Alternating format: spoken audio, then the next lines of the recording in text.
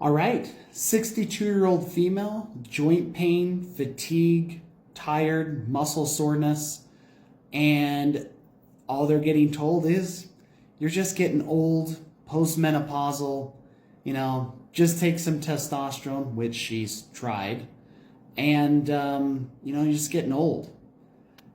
Yeah, that's a bad excuse. That's a really big cop-out answer. One of the things that we see a lot, I'm going to show you on her blood work, is the females in their 40s, 50s to 60s start developing these weak autoimmune patterns. What I mean by weak autoimmune patterns is by the time you're in your 40s, 50s, or 60s, if you have a full-blown genetic autoimmune condition that's been terrorizing you since you were in your teens and 20s, your titers, or the amount of antibodies that you have, are sky high.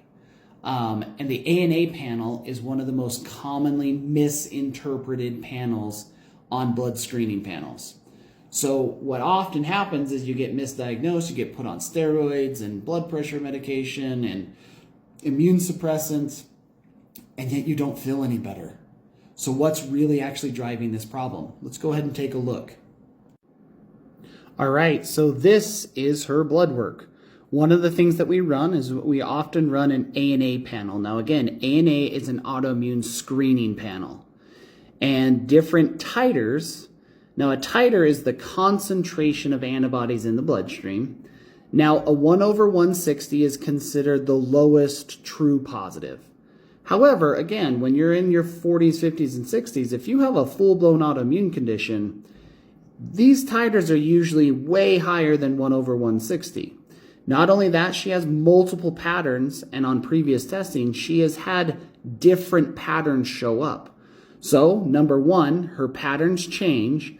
Number two, they fluctuate in their intensity. Now again, standard autoimmune cases normally are not going to see a change in pattern because once you start attacking a tissue, you're going to attack that tissue. And they usually increase over time, not fluctuate and decrease. So let's kind of look at what happens after we work with this person for about 5 months. Positive to negative. That's a big deal.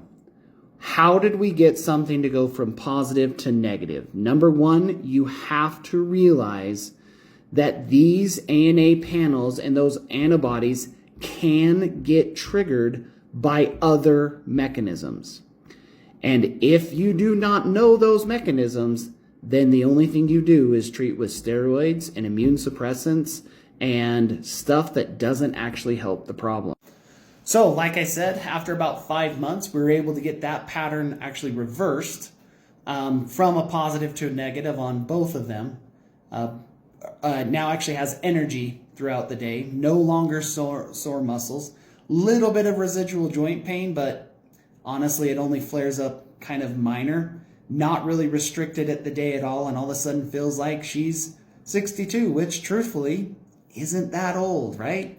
So we want to be able to be active and engaging in life well into our 60s and 70s. I understand the age argument when you start getting into your late 70s and 80s. The body definitely starts slowing down. But in our early 60s, we should have plenty of life left in our legs. So if you want to learn more about this, learn more about your ANA panel and what else could be influencing it to go high, your joint pain, your fatigue, shoot us a DM, shoot us a message, find us on Facebook, Instagram. We're all over the place, both Dr. Ben and I, and get a hold of our staff and set up a visit, and let's do some blood work and see where you're at.